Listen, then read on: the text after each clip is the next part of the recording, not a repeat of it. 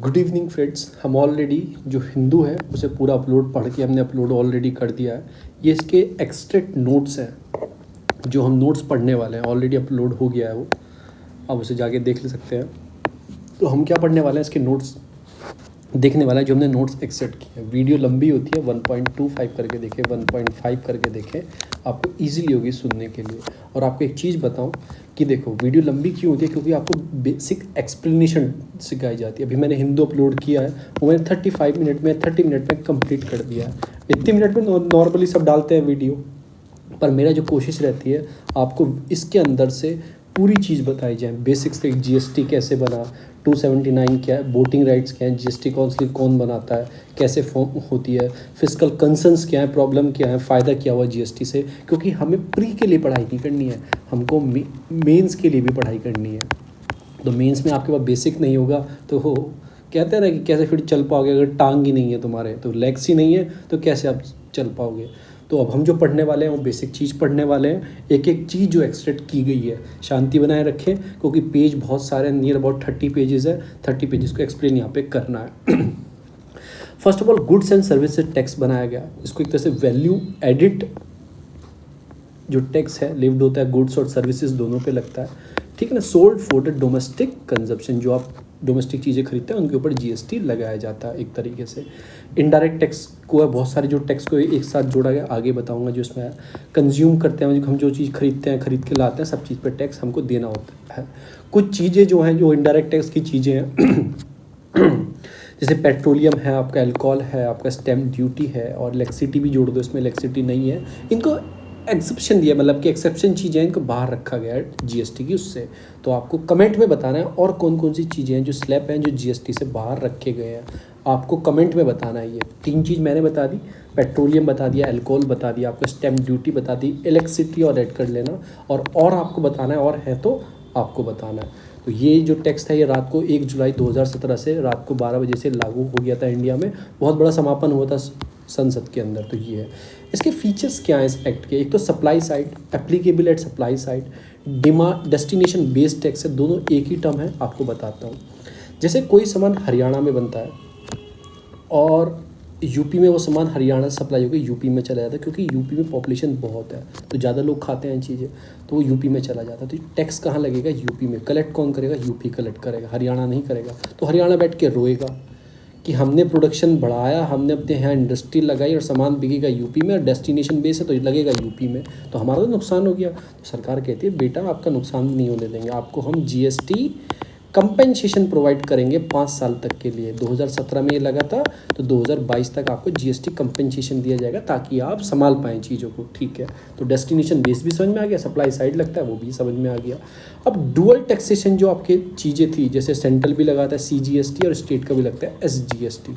Collect सब central करता है, फिर डिस्ट्रीब्यूशन करता है स्टेट के हिसाब से कि किस स्टेट से ज़्यादा है उसको स्टेट के हिसाब से ज़्यादा उसको प्रोवाइड करना है। तो इसको एसजीएसटी बोलते हैं और इसको सीजीएसटी बोला जाता है। अब इसके अंदर एक फॉर्म हो रहा है, उसे आईजीएसटी बोलते हैं। बस ये नाम का ही आईजीएसटी है, क्योंकि इस हरियाणा से यूपी में जा रहा है सामान, तो उसको भी तो नोटिफाई करना है कितना सामान यूपी में जा रहा है, तो उसको नोटिफाई करने के आईजीएसटी लगाया गया। आईजीएसटी इंटीग्रेटेड, आपका क्या है ये जो आईजीएसटी है आपका, integrate goods and services tax. ये नाम का ही टैक्स होता है, पर्टिकुलर टैक्स नहीं होता है, बस नोटिफाई करने के लिए कितनी चीज़ें वहाँ पे जा रही हैं। Applicable on the custom duties, तो इन सब चीज़ों पे ये लगता है। उसके बाद आईजीएसटी 3 तरह के म्यूचुअली डिसाइड होते हैं, सीजीएसटी, एसजीएसटी, आईजीएसटी जो होते हैं वो डिसाइड किए जाते हैं। अब कुछ तरह के स्लैब दिए गए हैं जीएसटी के अंदर, जैसे 5% का, 12% का, 18 और 28%, इन 4 तरीक़ों के स्लैब हैं। बहुत बार क्वेश्चन पूछा गया है, जो जीएसटी के अंदर रेट है लगाने 5% के हैं, एक 0% भी है पर उसे काउंट नहीं करते कि कुछ टैक्स नहीं लगाना है, बिल्कुल किसी पे 5% टैक्स लगाओ, किसी पे 12, किसी पे 18। तो वो डिसाइड कौन करता है, वो डिसाइड करते हैं जीएसटी काउंसिल डिसाइड करती है कौन से को, कौन से आइटम को कौन से स्लैब में अंदर रखना है। तो ये आपको समझ में आया। थोड़ा सा मैं इस डायग्राम से भी आपको बता देता हूँ। जो सिंगल आपका कॉम्प्रिहेंसिव टैक्स है, वन नेशन वन टैक्स वाला स्टेप है ये, और टैक्स ऑन अल्कोहल लिक्वर पे नहीं लगता क्योंकि अल्कोहल लिक्वर स्टेट में ही रखा गया है। पेट्रोलियम जो क्रूड ऑयल है उनको भी नहीं लगता, उनको भी किस पे रखा गया है, उनको भी स्टेट में रखा गया है, पर उन पे क्या लगता है, एक्साइज ड्यूटी लगती है। जो स्टेट की एक्साइज ड्यूटी है वो स्टेट लगाता है, सेंटर अलग लगाता है। पेट्रोल पे तो आपने सुना होगा ना, सेंटर टैक्स अलग होता है क्योंकि ये अभी भी वैट के अंदर आते हैं। फिर अदर जो गुड्स टाइप्स हैं उनको CGST और SGST के अंडर रखा गया है। तो ये आपको पता लग गया। अल्कोहल पे तो पूरा स्टेट का ही अधिकार है। तो ये सारी कुछ चीज़ें हैं। जो GST काउंसिल होती है उसके अंदर मेंबर जो होते हैं फाइनेंशियल मिनिस्टर जो होते हैं, चेयरमैन होती हैं। फिर union minister of the state, वो रेवेन्यू और फाइनेंस चार्ज होता है उसके पास, जो एक छोटा मिनिस्टर रहता है। एक कैबिनेट मिनिस्टर हो गया, उसके नीचे 2 छोटे मिनिस्टर बनाए जाते हैं। तो वो जो यूनियन स्टेट मिनिस्टर है वो एक तरह से charge of revenue and finance का होता है, और सारे मिनिस्टर्स इंचार्ज होते हैं सभी स्टेट के, जो अलग अलग स्टेट से चुन के आते हैं। चुन के इन द सेंस जो स्टेट का फाइनेंस मिनिस्टर होगा ना, वो भी तो GST काउंसिल में जाके बैठेगा ना, क्योंकि सब बैठ के मीटिंग करते हैं। एडवांटेज क्या है कि हमारे कहीं इकोनॉमी में ग्रोथ होती है, GDP ग्रोथ करता है, क्योंकि एक तरह से आपने यूनिफॉर्म टैक्स बना दिया है, इंप्रूवमेंट देखा गया है चीज़ों में। तो ये सारी इसके अंदर चीज़ें हैं। ऑब्जेक्शन क्या है, एक तो कैपिंग जो आपने लगाई है, GST रेट पर 18% की लगा दिया, इस पर लगा दिया। उसके बाद आप क्या लगा रहे हो, उसके बाद भी आप चीज़ों पे, मैन्युफैक्चरिंग चीज़ों पे आप क्या लगा रहे हो, लेवी सेस लगा रहे हो। फिर GST कंपनसेशन का इशू है, वो मैं आपको लास्ट में बताने वाला हूँ अपने इसकी वजह से। तो GST काउंसिल क्या होता है, इसको फॉर्म किया गया, कॉन्स्टिट्यूशन बॉडी है एक ये, और आर्टिकल 279A को ऐड किया गया, जो बोलता है आपको एक GST काउंसिल बनानी है। ठीक है ना, GST काउंसिल बना दी है और यो बनेगी। और उस काउंसिल को कौन कॉन्स्टिट्यूट करेगा, उस काउंसिल को कॉन्स्टिट्यूट बनाएगा कौन, वो बनाएंगे प्रेसिडेंट। ठीक ना, और उसमें स्टेट गवर्नमेंट के मेंबर होंगे, सारे को मेंबर होंगे। जो काउंसिल के चेयरमैन होंगी वो यूनियन फाइनेंस मिनिस्टर जो है उस टाइम पे अभी निर्मला सीतारमण है, वो हैं। अदर मिनिस्टर होंगे, यूनियन स्टेट मिनिस्टर होगा, रेवेन्यू एंड फाइनेंस मैंने आपको बताया, वो मिनिस्टर इंचार्ज होंगे, सभी स्टेटों के मिनिस्टर्स होंगे, जो फाइनेंस मिनिस्टर सभी स्टेट के। तो consider as a federal body क्यों, क्योंकि स्टेट के भी मिनिस्टर आ रहे हैं, सेंट्रल के मिनिस्टर, दोनों साथ बैठ के बात करते हैं। एक तरह से ये बोथ सेंटर और स्टेट के इसके अंदर रिप्रेजेंटेटिव हैं, तो फेडरल बॉडी है। अब इसमें कुछ रिफॉर्म की बात की जाती है, reform brought by the IGST, मतलब GST के क्या क्या रिफॉर्म आए। एक तो कॉमन नेशनल मार्केट दिया, सब चीज़ों पर एक सा टैक्स लगेगा। मिटिगेशन में कास्केडिंग इफेक्ट, ये बहुत इंपॉर्टेंट है, कास्केडिंग इफेक्ट कम किया। अभी कास्केडिंग इफेक्ट क्या होता है, आपको एक कार बनानी है, कार को बनाने के स्टील चाहिए, उसको बनाने के रबड़ चाहिए, टायर चाहिए, बहुत सारे आइटम लगते हैं। अब वो आइटम आप अलग अलग, जैसे आपको स्टील खरीदनी है तो स्टील पे भी टैक्स लग के मिलेगी, आपको कार के टायर खरीदने उस पर भी टैक्स लगेगा, सब चीज़ पे टैक्स लगेगा। तो ये टैक्स लगा, फिर आप वो प्रोडक्ट बना दोगे, तैयार कर दोगे, कार आपने डेवलप कर दी है, कार बना दी आपने, ठीक है ना, कार बनने का उसे मार्केट में सेल करोगे तो वहाँ पे भी टैक्स लगेगा। तो ये क्या हो गया, टैक्स ऑन टैक्स, यहाँ पे भी टैक्स भरा, यहाँ पे भी टैक्स भरा, तो ज़्यादा पैसे हो जाते हैं। तो अब इन्होंने क्या किया, नहीं, ये कास्केडिंग इफेक्ट को कम करने के लिए जब फाइनल प्रोडक्ट बन के तैयार हो जाएगा, बिल्कुल यहीं पे टैक्स लगेगा। अगर आपने पीछे कहीं टैक्स दिया है तो आपको टैक्स रिबिट मिल जाएगा, वो पैसा आपका वापस हो जाएगा। तो कहीं ना कहीं जो कास्केडिंग इफेक्ट है इसको कम करने के लिए अब फाइनल प्रोडक्ट पे टैक्स लगेगा। वो भी कहाँ पे लगेगा, जहाँ पे एंड कंज्यूमर उसको कंज्यूम करेगा, जहाँ पे उसे कंज्यूमर खरीदेगा वहीं पे टैक्स लगेगा। तो वो टैक्स ऑन जो टैक्स था उसको काट दिया गया। रिडक्शन हुआ टैक्स बर्डन में, क्योंकि बर्डन क्यों कम हुआ, तो इतना सारा टैक्स था, ओवरऑल जो बर्डन लगता था, इतना सारा टैक्स ऑन टैक्स था, कहीं ना कहीं कम हुआ थोड़ा बहुत, वो भी देखा गया। मेकिंग जो इंडियन प्रोडक्ट है मोर कॉम्पिटिटिव, इन प्रोडक्ट को थोड़ा क्वान्टिटेटिव बनाया। पहले टैक्स ऑन टैक्स था तो पैसे ज़्यादा लगते थे और प्रोडक्ट और मजबूती प्रोडक्ट को मिली। कुछ डायग्राम से बताता हूँ मैं आपको चीज़ें। रिमूवल ऑफ कास्केडिंग इफेक्ट बता चुका हूँ। यूनिफाइड मतलब पूरे इंडिया में समान सा टैक्स लगा। फास्ट मूवमेंट हो गया गुड्स एंड सर्विसेज का अक्रॉस द कंट्री, क्योंकि हर स्टेट में अलग अलग टैक्स था, तो मिनिस्टर डिसाइड करते थे इसका टैक्स, इसका इतना टैक्स। तो पूरे इंडिया में एक सा टैक्स है, तो अब कहीं भी भेजो और कहीं भी करो। नो मैनुअल चलान, आपको ई-वे बिल बनते हैं, कोई मैनुअल चलान होता ही नहीं है, 100% डिजिटलाइज फॉर्म्स में चीज़ें की जाती हैं। Single return for a manufacturing trader and the service provision, मतलब एक तरह से सिंगल रिटर्न फाइल करना है। पहले क्या वेट अलग से फाइल करो, ये अलग से करो, कॉर्पोरेट टैक्स अलग से भरो, अब सबका GST भरना है और कुछ नहीं बन रहा। सीमलेस हो गया पूरा सिस्टम, जो चेन है क्रेडिट सिस्टम की बहुत ईजी बन गई है। ऑटोमेट डायरेक्ट जो इनडायरेक्ट टैक्स है इकोसिस्टम डेवलप हो गया है। ठीक है, ई-वे बिल आप जनरेट करते हो, एक जगह से दूसरी जगह लेकर आना है। इनवॉइसिंग सिस्टम डेवलप हो गया, तो अब कोई चक्कर ही नहीं है। सिंप्लीफिकेशन हो गया, लोगों को समझ में आ गया। पहले वो वैट को अलग काउंट करते थे, वैट के बाद कोई और टैक्स था उसको अलग, सेस को अलग, सरचार्ज का बहुत सारे टैक्स थे, दुनिया भर के कॉपरेटिव टैक्स अलग निकालते। तो अब पूरा एक सिंप्लीफिकेशन हो गया, जीएसटी भरना है। एग्जाम्पल टू द वर्ल्ड, तो इंडिया इतनी बड़ी कंट्री है, वर्ल्ड ने ये इंडिया सक्सेसफुली इम्प्लीमेंट कर पाई, तो ये एक बहुत बड़ा फ़ायदा है इंडिया का। कुछ चैलेंजेस हैं, देखो चीज़ बढ़िया होती है साथ के साथ में चीज़ें लेके आती है, कहीं ना कहीं फिस्कल फेडरलिज्म का बहुत बड़ा इशू है इसके साथ साथ। फिस्कल फेडरलिज्म क्या है, जो मैंने आपको ऊपर बताया था, जीएसटी कंपेंसेशन देना जिन स्टेट का लॉस है, तो वो उनको गारंटीड रिवेन्यू ग्रोथ देनी थी 40% की, 5 साल तक उनको देनी थी ताकि वो ऊपर उठ पाएँ। पर वो इस साल सरकार ने नहीं दिया, 2020-21 में नहीं दी है। क्यों? बोला कि पैसा ही नहीं है हमारे पास। अब बताओ, लीगली प्रावधान है, वो देना ही है, और आपने अब क्या बोल दिया, हमने नहीं दी। इस वजह से आपका केरला तो सुप्रीम कोर्ट में भी चला गया था कि ये गलत कर रहे हैं, जो चीज़ इन्होंने हमें लिख के दी थी वो आज ये मान नहीं रहे हैं। तो फिस्कल फेडरलिज्म का पैसा नहीं होगा तो वो कैसे अपने लोगों को देख पाएंगे। कोई कंपेंसेशन में करोड़ सौ रुपीज़ दिया जाता था, जीएसटी का 14% जो ऐसी चीज़ों के लिए दिया जाता था। तो क्या बोला है सेंट्रल गवर्नमेंट ने, एक्ट ऑफ गॉड बोल दिया। एक्ट ऑफ गॉड माने कि मतलब कि बीमारी जो आई है ये भगवान की दुआ कृपा से आई है, और हमारा पैसा सारा इसमें इन्वेस्ट हो गया, तो हम पैसा शायद ना दे पाएँ। तो ये सारा का इशू आया। फिर 15 फाइनेंशियल कमीशन जो है एनके सिंह की, ये भी मैंने आपको कई बार बताया कैसे ये टैक्स को डिवाइड करती है हॉरिजॉन्टली और मतलब वर्टिकली। तो उसने भी कुछ रिकमेंडेशन दी थी कि आपको 41% जो पैसा देना है स्टेट को देना है बंटवारे में से अपने, तो वो भी अभी तक बोला तो हाँ देंगे, पर अभी तक वो कहीं ना कहीं अभी तक नहीं दिया गया है। इंक्रीज़ हुआ है in the working capital of requirement में, इम्पैक्ट पड़ा है म्यूनिसिपल फाइनेंस पे, क्योंकि सेंट्रल पैसा देता था स्टेट को, स्टेट पैसा वो लोकल गवर्नमेंट को देती थी, तो लोकल गवर्नमेंट में म्यूनिसिपल आता है, तो उसके बाद पैसा नहीं हो रहा है। जो जीएसटी का डिसीजन है वो नॉन बाइंडिंग है।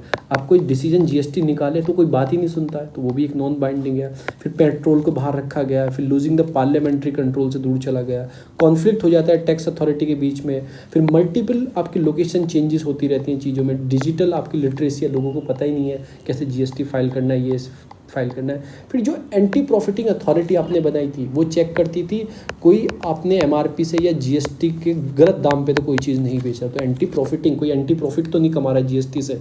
जैसे अभी मैं आपको चीज़ बताऊँ, मैं राजेंद्र नगर में रहता हूँ, एक चाय वाला है यहाँ पे, वो 2 रुपये एक्स्ट्रा लेने लगा था 10 रुपये से, बोला 2 रुपये का जीएसटी लग गया। वो कुछ भी बताता जीएसटी, तो ये एक छोटा एग्जाम्पल बता रहा हूँ, चाय वाला छोड़ो, तो ये जीएसटी क्या बता रहा है कि भाई ज़्यादा लगे, जीएसटी तो कास्केडिंग इफेक्ट और कम कर रहा है। तो वो ऐसे बताने जीएसटी लगने से चीज़ें महंगी हो गई हैं, एक ऐसे हुआ पैदा कर दिया था लोगों ने। क्यों? क्योंकि जीएसटी से टैक्स भरना पड़ेगा। पहले तो आप कर देते कॉर्पोरेट टैक्स, घुमा देते थे, पूरा सेल टैक्स उल्टा सीधा बता देते थे। अब तो एक टैक्स है, बताओ कितना उल्टा सीधा बताओगे, चीज़ें कम हो गई हैं। तो जीएसटी जब भी तो बढ़ रहा है, जीएसटी की जो रेवेन्यू है क्यों ज़्यादा जाता है, वो इसी वजह से जाता है क्योंकि एक टैक्स है, कितना घुमाओगे घूम फिर के आपके ऊपर ही गिरेगा। फिर लार्ज बिजनेसमैन और स्मॉल बिजनेसमैन में फाइट हो गई है, मतलब कि क्योंकि सबको ही समानता से टैक्स देना पड़ रहा है, पहले स्मॉल बिजनेसमैन कम कर लेते थे, तो ये सारी चीज़ें आ गई हैं। सजेशन कुछ देते हैं कि जो और भी चीज़ें ऑयल प्राइस है कंट्रोल करना है, इनको जीएसटी के नेट में लाना चाहिए, और जीएसटी एक एपलेट ट्रिब्यूनल बनानी चाहिए। अगर कोई बीच में सेंटर और स्टेट बीच में कोई फाइट हो जाए टैक्स को लेकर, टैक्स की वजह से, तो उसके लिए एपलेट ट्रिब्यूनल बनानी चाहिए। अब ये एपलेट ट्रिब्यूनल अगर इसमें कोई केस हार गई स्टेट, वो कहाँ जाएगी, वो NCALT में जाएगी, national company law appellate tribunal, NCLAT। यहाँ पे हार जाए तो सुप्रीम कोर्ट में। जितने भी ट्रिब्यूनल्स हैं इन सारे केस कौन सुनता है, national company law appellate tribunal, जो कंपनियों के केस होते हैं, यहाँ पे हार जाए तो सुप्रीम कोर्ट में जाते हैं। तो ये मैंने आपको बता दिया एक पेज इसमें मेंशन नहीं है, वो मेरे दिमाग में है, क्योंकि देखो जीएसटी जो है, जो जीएसटी काउंसिल है उसके अंदर क्या है, उसके अंदर वोटिंग राइट्स है, सेंट्रल के 1/3 है और स्टेट के 2/3 राइट्स है। तो ये राइट्स हैं, अगर आपको कोई टैक्स लाना हो, किस पे कितना टैक्स लगना चाहिए, कोई डिसीजन लेना हो, तो वोटिंग होती है उसके अंदर। तो सेंट्रल के पास 1/3 है, यानी कि ये मानो 33% सेंट्रल के पास है। पॉइंट में गिन नहीं रहा, 33 कुछ 33 करके पॉइंट आएगा, और कम से कम 66 के आसपास परसेंटेज जो है वो सारी स्टेट के पास है, इंडिया की जितनी भी स्टेट्स हैं। अब इसमें बात उठती है, अगर आपको कोई भी चीज़ पास करानी हो उसके लिए आपको 3/4 मेजॉरिटी चाहिए। 3/4 का मतलब 75 मेजॉरिटी, आपको परसेंट मेजॉरिटी चाहिए अगर कोई आपको चीज़ें वहाँ पे जीएसटी काउंसिल के अंदर पास करानी हो। अगर ये सारी स्टेट भी साथ आती हैं तो क्या वो 75 फुलफ़िल कर पाएंगी? नहीं कर पाएंगी, क्योंकि 66 है, ये देखो। तो यहीं पे आपने जो फिस्कल फेडरलिज्म वाला चीज़ है यहीं पे ब्रेक कर दी है, सारी पावर सेंट्रल ने अपने हाथ में ले लिया। अगर सेंट्रल नहीं चाहेगी कोई बात, किसी में टैक्स लगाना है, घटाना है, बढ़ाना है, तो वो स्टेट कर ही नहीं सकते, सारी साथ में भी आ गई। अगर सेंट्रल साथ में है, 33% आपके साथ है, और कुछ स्टेट साथ में आ जाती हैं, 40 या 50% स्टेट, 66 में से 50% जो स्टेट आपके साथ में आ जाती है, यानी कि आपके साथ में आ जाती हैं, तो 50, 60, 70, 80 आप 83% कर गए। चाहे और भी कम कर लो, और भी 7-8% कम कर लो, यानी कि 43% आ जाए, 66 में से 43 आ जाए, तो आप खुद देख लो। तो सेंट्रल और कुछ स्टेट साथ में आ जाए तो जीएसटी पास करा सकती हैं, चाहे कोई बची हुई स्टेट माने या ना माने। तो आपने सारी पावर एक तरह से सेंट्रलाइज कर दी है, बजाय डिसेंट्रलाइजेशन होने की बजाय।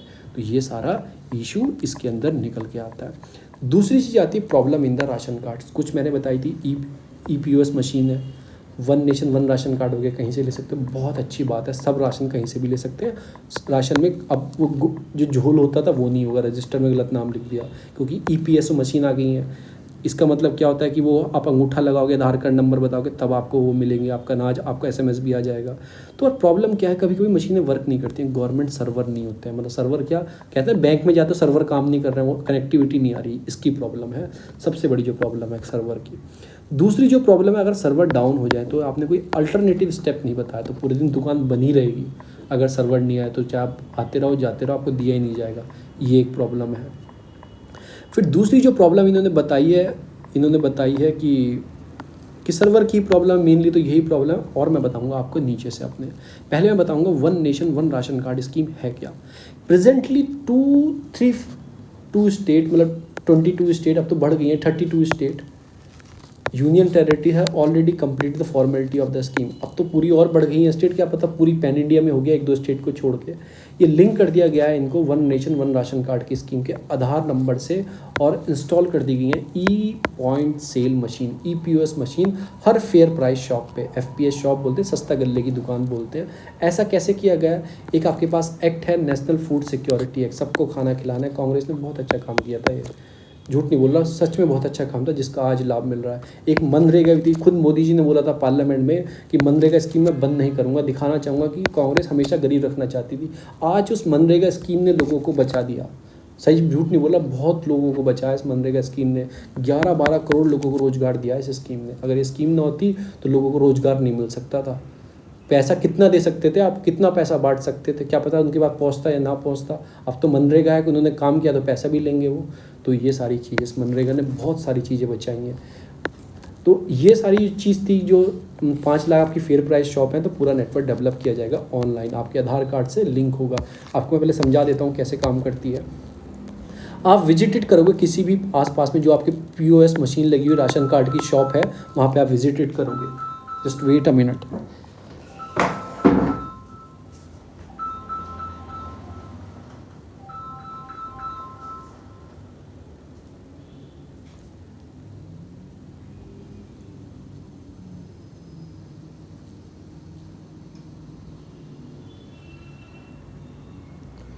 Sorry for the inconvenience.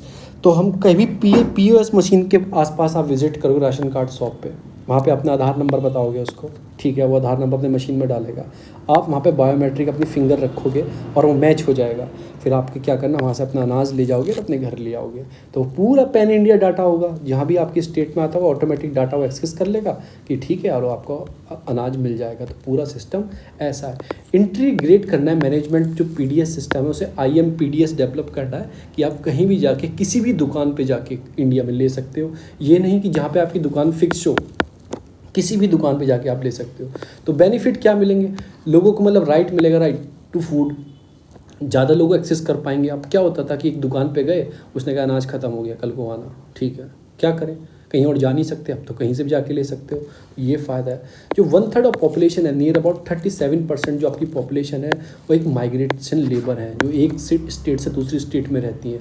अब पहले क्या था, अपनी स्टेट में अपने ही दुकान जहाँ पे आपका कार्ड था वहीं पे ले पाते थे, अब तो आप कहीं से भी ले सकते हो। तो इस पॉपुलेशन को फ़ायदा मिलेगा, इसकी वजह से सबको फूड मिलेगा, राइट टू फूड कहीं ना कहीं फुलफिल होगा। रिड्यूस होगा लीकेज का। पहले क्या हुआ, रजिस्टर में नाम फर्जी लिख देता था, फला आदमी ले गया, डिंग ले गया, ये ले गया। अब कैसे लिखेगा, अब तो मशीन लग रही है, अंगूठा लग रहा है आपका, वो तो सबके अलग अलग होते हैं, तो वो है। रिडक्शन हो जाएगा। सोशल आपको डिस्क्रिमिनेट किया जाता था। क्या होता है, गरीब आदमी आया तो बाहर से कहता है भैया अनाज खत्म हो गया, चला जा कहीं और दुकान में, कल आइए 4 दिन बाद आइए, तो ठीक है दूसरी दुकान पर चला जाऊँगा, कहीं ना कहीं तो मिलेगा ही। तो वो सोशली आपको डिस्क्रिमिनेट किया जाता था कास्ट, क्लास और जेंडर के नाम पे, वो अब नहीं मिलेगा। अब इसके कुछ चैलेंज हैं। चैलेंजेस क्या है, एक्सक्लूजन एरर।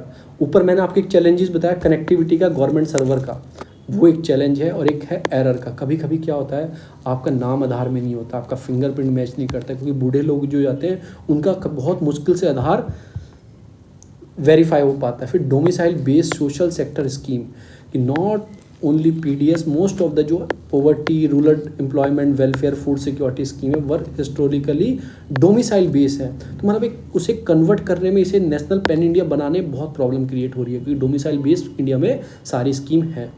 फिर आपके डिस्टर्ब हो रही है जो आपकी सप्लाई है, रिसीव मंथली कोटा जो आपका है, नंबर ऑफ पीपल को मिलना चाहिए, वो कहीं ना कहीं फंक्शनल नहीं कर पा रहे अच्छे से जैसे वो होना चाहिए था।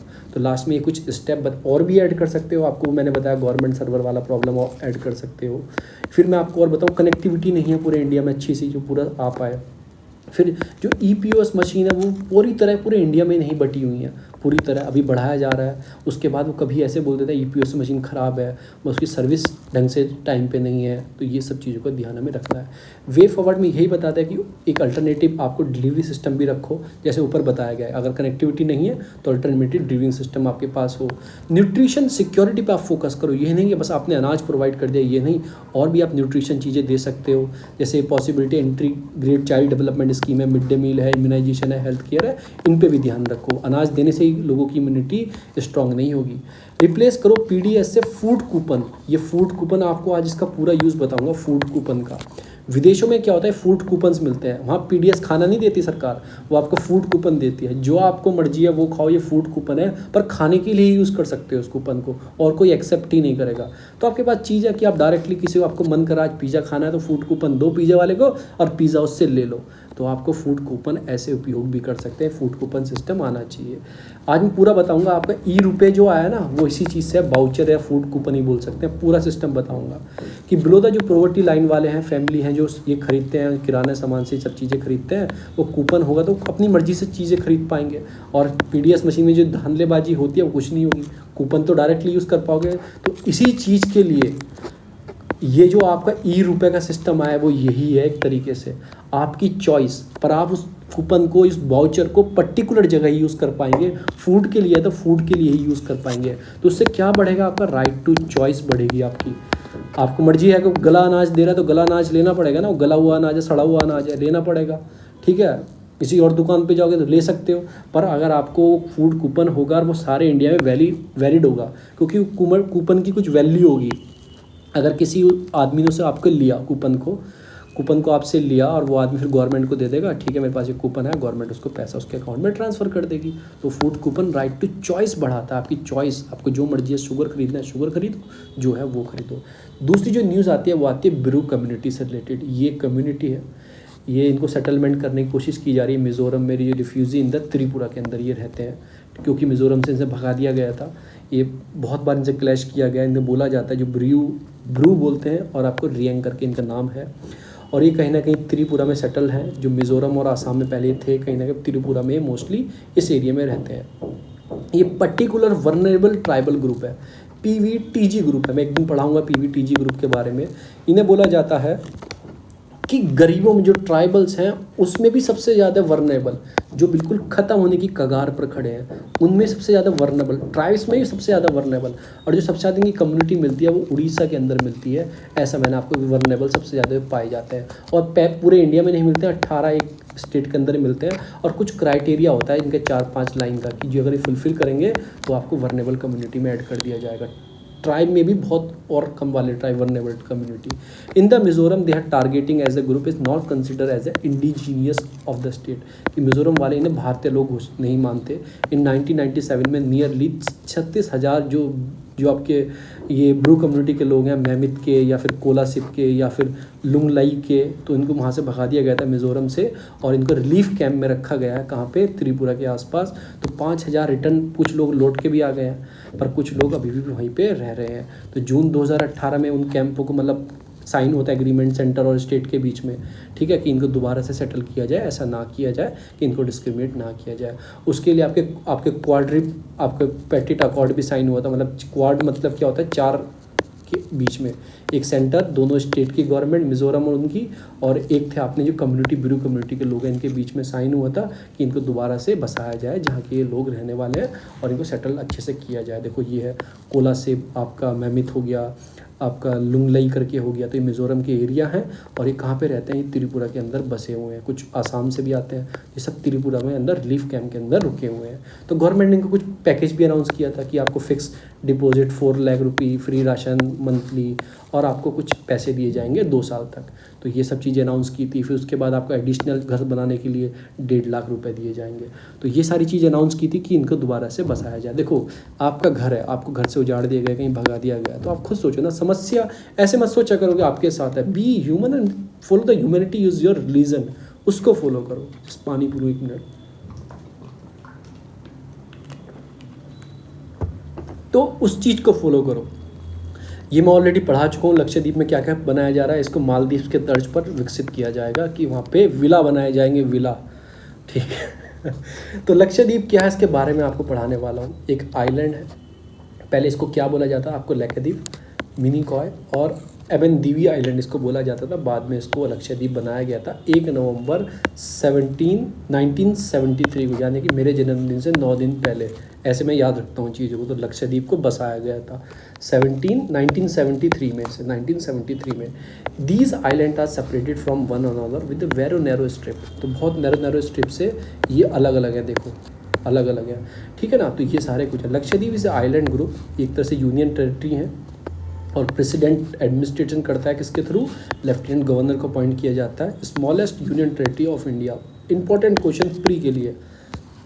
अब जो इसका जो है, इसमें एक एरिया आपका करारती, उसको एडमिनिस्ट्रेशन कैपिटल लक्षद्वीप की, आपको इसको याद रखना है। प्रिंसिपल टाउन है लक्षद्वीप का यूनियन टेरिटरी का, तो आपको याद रखना है।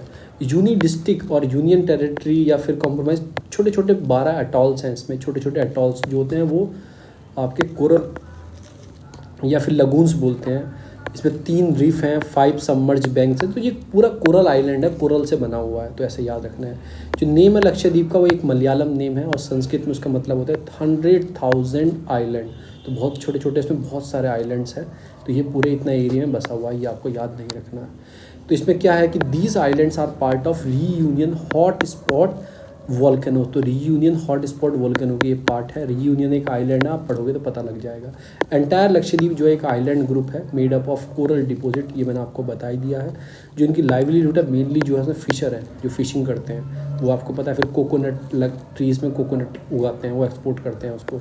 लक्षद्वीप जो आइलैंड है एक तरह से बीचेस कंसिस्ट ऑफ अनकंसोलिडेटेड, मतलब अलग अलग बीचेस हैं, बोल्डर्स हैं, ये सारी चीज़ें। जो मिनिकॉय आइलैंड्स है located on the south of the 9 degree channel and largest island among the Lakshadweep group. जो मिनिकॉय आइलैंड है ये बिल्कुल साउथ में आता है, बिल्कुल साउथ में आएगा ये, ठीक है ना। एंड 9 डिग्री चैनल इसको सेपरेट करता है लार्जेस्ट आइलैंड लक्षद्वीप। जो बीच में इसको अलग करता है वो 9 डिग्री चैनल्स है। 8 डिग्री चैनल जो है मिनिकॉय को सेपरेट करता है मालदीव्स। तो 8 डिग्री इसके नीचे आएगा और नीचे जो आएगा मालदीव्स आ जाएंगे। तो बीच में ये 9 डिग्री जिसको काली पीनी से अलग करके मिनिकॉय को पूरे आइलैंड से अलग करता है 8 डिग्री। और जो सबसे नीचे आता है वो आता है आपका मालदीव्स, और मालदीव्स से मिनिकॉय को अलग करता है 9 डिग्री चैनल। 8 डिग्री चैनल ये आपको याद रखना है। और 9 डिग्री चैनल क्या है? Separated the island Minicoy from the main Lakshadweep archaeology को। तो इससे भी इनको अलग किया जाता है, 9 डिग्री चैनल से भी अलग किया जाता है। तो ये याद रखो 9 डिग्री चैनल और 8 डिग्री चैनल उसे पूरा ही अलग करता है। 9 डिग्री ऊपर बता ही दिया मैंने आपको कि देखो ये पूरी लक्षद्वीप है, ये 9 डिग्री चैनल हो गया बीच में, ये पूरा अलग करेगा, ऐसे पूरे लक्षद्वीप से अलग कर देगा मिनिकॉय को। अब मिनिकॉय को मालदीव से अलग कौन करेगा? वो है 8 डिग्री चैनल। ये डायरेक्टली कई बार पूछा भी गया है प्री के अंदर। तो ये है लक्षद्वीप से रीज़न है एब्सेंस ऑफ द फॉरेस्ट तो है ही नहीं, क्योंकि पूरा कोरल पे बना हुआ है, बड़े बड़े पेड़ होते नहीं है वहाँ पे, घास फूस होती हैं छोटी मोटी। अब ये कोरल नाम की चीज़ तो मैं पता लग गई आपको, ये है क्या बवाल कोरल नाम की चीज़? तो ये आपको मैं बताने वाला हूँ अपने नोट्स के अंदर से। ये कुछ नहीं है, एक तरह से कोरल आपकी पॉपल्स हैं जो बोलते हैं, ठीक तरह है ना। ये मतलब कि एनोमसली खड़ी हो जाती हैं, जेलीफिश टाइप एक एनिमल है, छोटा सा एक एनिमल है। ये जो है एक तरह से शैलो वाटर जो होता है, पानी जहाँ पे ज़मीन बहुत पास होती है, कॉन्टिनेंटल सेल्फ बोलते हैं उनको। तो वहाँ पे कैल्की जिनके स्केलेटन होते हैं वाइट कलर के, वो वहाँ पे जमा हो जाते हैं और उसके बाद पूरा एक मिट्टी उन्हें मिल जाती है और पूरा कोरल आपका स्केलेटन है वो डेवलप हो जाता है वहाँ पे। ये आप पढ़ लेना, सब चीज़ के साथ मिलके कॉलोनी डेवलप कर लेते हैं ये पूरी तरह की। तो उसको कॉलोनी को डेवलप होते होते ईयर बढ़ती रहती है, वहाँ पे चीज़ें एक्यूमुलेट होती रहती हैं, थोड़ा रेता आता रहता है नीचे से उठ के, बहुत सारी चीज़ डेवलप होती है, तो रीफ बन जाती हैं। तो रीफ होती हैं, देखो ऐसी रीफ बन जाती हैं। देखो ये कॉन्टिनेंटल शेल्फ है, शैलो वाटर है यहाँ पे। शैलो वाटर मतलब ज़मीन थोड़ी पास में ही है, तो यहाँ पे वो कोरल बन जाती हैं। तो कोरल से उसके बाद फिर वहाँ पे ये मिट्टी आती रहती है इधर उधर से, तो ये डेवलप हो जाती हैं, रीफ बन जाती हैं। तो ये पूरा आइलैंड ऐसे ही डेवलप हुआ है। जो लक्षद्वीप आइलैंड है इसे कोरल आइलैंड्स बोला जाता है। इसमें एक खासियत बताऊँ कोरल आइलैंड्स की, इसमें पानी बहुत क्लीन रहता है। आपको जो स्कूबा डाइविंग होती है ना, वो कोरल में ही की जाती है। तो इसमें ऐसा कुछ फ़ायदा होता है कि कोरल जो सारा जो सेडिमेंटेशन अपने अंदर सोख लेता है, तो पानी पूरा क्लियर रहता है। अब कोरल जो रीफ है, इसके पास कुछ रीफ फीचर है इनके, जैसे इनके आपके फिंगरिंग रीफ है, बैरियर रीफ है, एटॉल है। जो coral islands are form by the atoll, जो corals islands are form by the atoll. इस एटॉल से the most important reef feature जो है एटॉल है उनका, तो आपको याद रखना है। फिर ये होगी आपकी फिंगरिंग, बैरियर, एटॉल ऐसी होती हैं। देखो पहले क्या होती है, आपकी फिंगरिंग उठी हुई होती है पूरी, ठीक है ना। फिर ये कम होती रहती हैं, बैरियर थोड़ा कम होती रहती है, तो साइड में इनका रहता है, वो साइड में जमा होने लगता है, इधर से ऊपर से टूट के नीचे आने लगता है, क्योंकि इनको तोड़ती रहती हैं, वेव्स आती हैं, तो साइड में जमा होने लगता है। तो बीच में से क्या होती हैं, गहरी हो जाती हैं, पानी बन जाता है और चारों तरफ इनके क्या हो जाता है, चारों तरफ हल्का हल्का इनका रेता जमा होता है, पूरी लैंड बन जाती है। देखो ये पार्ट बाहर आ गया, ये सब अंदर पहुँच गया, तो ये क्या बन गया, पूरी एटॉल बन गई। और बाद में पूरा ये एटॉल नीचे पहुंच गई, तो लेगून बन गया, चारों तरफ है इसके और बीच में पानी है इसके। और ये बहुत क्लियर पानी होता है स्कूबा ड्राइविंग के लिए, इन सब चीज़ के लिए। फिर आपने देखा होगा ऐसे पूरे बीचेस होते हैं, चारों तरफ बीच में पानी होता है, फिर थोड़ा सा नैरो लाइन से कनेक्टेड होते हैं वो ओशियन की, चारों तरफ उनके वहाँ रहने के लिए लोग रहते हैं, बीच में पानी का एंजॉय करते हैं वो। मूवी में देखा होगा तो ये सारे कोरली बीचेस उनको बोला जाता है। जो फिंगरिंग की जो है वो रीफ जो है grow directly from the shore, ये डायरेक्टली फ्रॉम द शोर से डेवलप होती है, located very close to the land. And जो शैलो लेगून्स हैं, बीचेस हैं, मेन जो एक तरह से बॉडी उनको रीफ प्रदान करते हैं। जो ग्रेट बैरियर रीफ आपने पढ़ा होगा, जो ऑस्ट्रेलिया के साइड में पूरी बनी हुई है, तो जो उसके बीचेस हैं सेडिमेंटेशन होने से, टूटने से बचाती हैं ये रीफ उनको, क्योंकि लहरें आती हैं तो ये रोक लेती हैं लहरों को। तो ये ऐसे बिल्कुल लैंड के साइड में पूरी डेवलप रहती हैं। Suddenly and large increase in the depth, एकदम से मोस्ट कॉमन इनमें 3 मेजर कोरल जो रीफ्स हैं डेवलप हो जाती हैं, फिंगरिंग रीफ ये डेवलप रहती हैं। एग्जाम्पल दिए ऑस्ट्रेलिया की, मैंने बताया आपको, फिर फ्लोरिडा के साइड में है, तो ये सारे इनके कुछ एग्जाम्पल हैं। लगून क्या होता है, एक कॉन्टेक्स्ट है कोरल रीफ आपके ट्रोपोलॉजी के लिए, जो रेफर करता है आपको complexity wide band of the water. मतलब लगून भी वही है सारा, जब main area of the reef develop contain at least some deep position, उसमें कुछ डीप पोजीशन रहती है, वो लगून रहता है। देखो ये है, इसमें कहीं ना कहीं डीप पोजीशन रहेंगी। इतना मत पढ़ने की ज़रूरत नहीं, डायरेक्टली आप पढ़ना है। बैरियर रीफ क्या होती है, जो शोर को बचा के चलती हैं, इसके पैरेलल खड़ी होती हैं। आप एक डायग्राम देखना, आपको दिखाता हूँ, सॉरी ये क्या हो गया।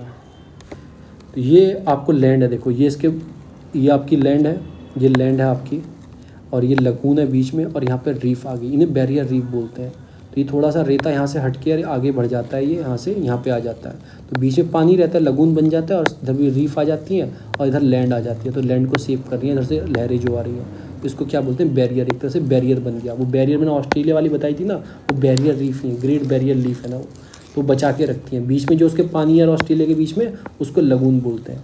वो एकदम से पूरा गड्ढा हो जाता है, तो बीच में गैप बन जाता है, लगून है। देखो ये डेवलप हो गया लगून, तो ये सारा लगून है। तो लार्जेस्ट है in the size, not distributed नहीं होती, कंटिन्यूस होती है। एक तरह से ग्रेट बैरियर लीफ है, कितनी लंबी है वो, कितने सारे आइलैंड को बचा रही है। इसका बहुत बड़ा इशू चल रहा है, क्लाइमेटिकल चेंज की वजह से ये डिस्ट्रॉय हो रही है, तो ये भी एक रीज़न है। एटॉल क्या होती है वो तो मैंने आपको रफली डायग्राम से ऊपर बता ही दिया।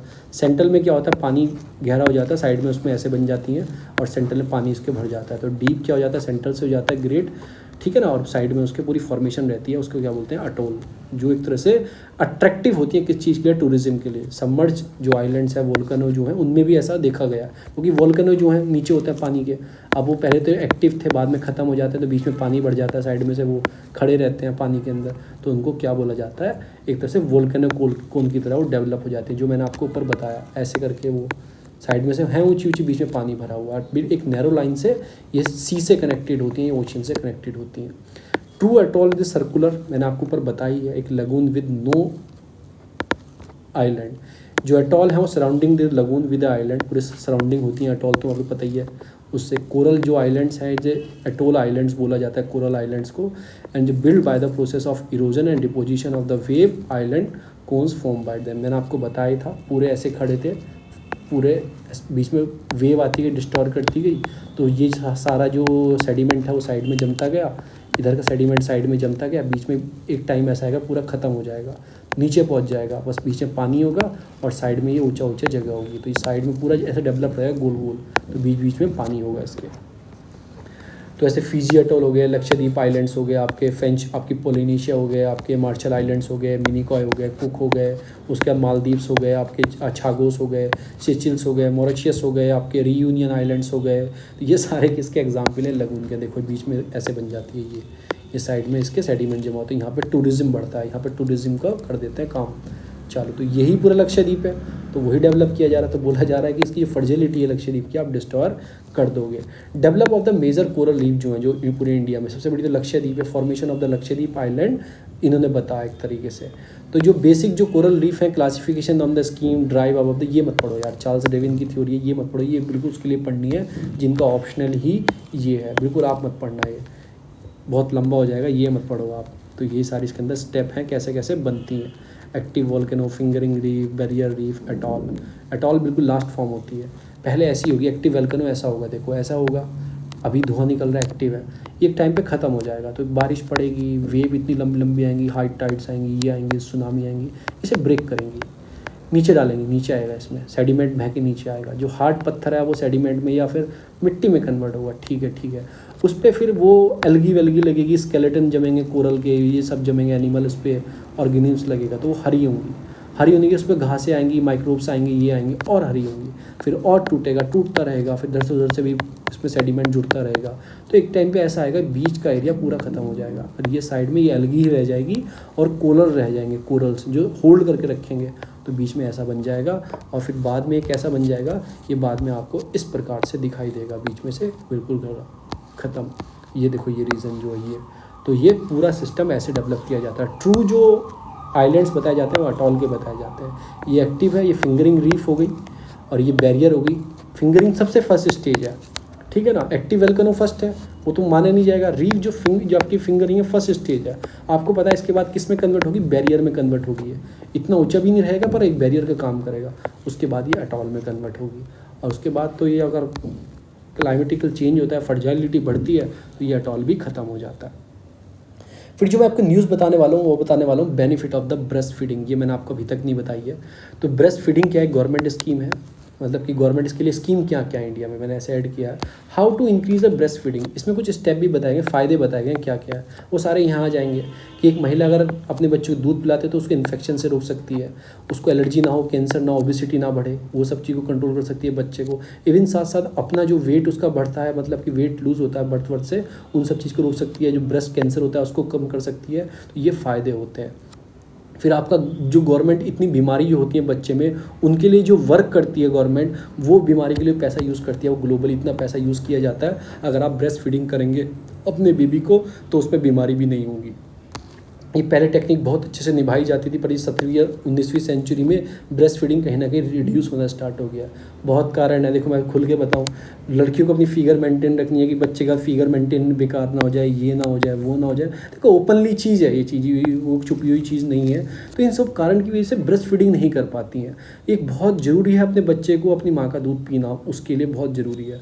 तो वर्ल्ड जो अलायंस ब्रेस्ट फीडिंग जो एक्शंस हैं उसको इस्टेब्लिश किए गए 1991 में, देखा गया कि ये 19 और 20 सेंचुरी में बिल्कुल ही महिलाओं ने छोड़ दिया दूध पिलाना, वो बिल्कुल ही आर्टिफिशियल दूध के ऊपर आ गए हैं, फिर वो मतलब जो पाउडर मिल्क्स के ऊपर आ गए हैं। तो ये फिर जो वर्ल्ड अलायंस है ब्रेस्ट फीडिंग, उसने उसे बाबा बोलते हैं, वाबा, तो उसने स्टार्ट किया। फिर WHO के साथ कोलेब्रेशन किया, यूनिसेफ के साथ गए, वो कोलेब्रेशन किया कि ब्रेस्ट फीडिंग अवेयरनेस क्रिएट की जा सके। और इंडिया में नेशनल फैमिली हेल्थ सर्वे है, उसके अकॉर्डिंग उसने भी बहुत काम किया गया। बहुत स्टेट में उसने अवेयरनेस प्रोग्राम चलाया जहाँ जहाँ पे ब्रेस्ट फीडिंग को डिक्लाइन देखा गया था। मैटरनिटी और पैटर्निटी लीव पे भी उसने बात की। क्यों बात की पुथर ने? क्योंकि अगर मदर को लीव नहीं मिलेगी, उसके साथ उसके माँ बाप को लीव नहीं मिलेगी, तो कहीं ना कहीं चीज़ों में कमी देखी जाएगी। वो महिला अपने बच्चे को दूध पिलाए या ऑफिस में काम करे, बहुत सारी समस्या रहती हैं। तो जो पैटर्निटी लीव है उसको और मैटरनिटी लीव है उस पर ध्यान देना चाहिए। जैसे तमिलनाडु गवर्नमेंट ने 12 मंथ की एक्सटेंड कर दिया चीज़ों को, ये है। फिर इस्टेब्लिश किए जाए ब्रेस्ट फीडिंग बैंक होते हैं, मिल्क बैंक होते हैं। अब तो आपने जो मॉडर्न एयरपोर्ट बन रहे हैं तो स्पेशल ब्रेस्ट फीडिंग सेंटर होते हैं, उसके अंदर आप बच्चे को दूध पिला सकते हो अंदर जाके।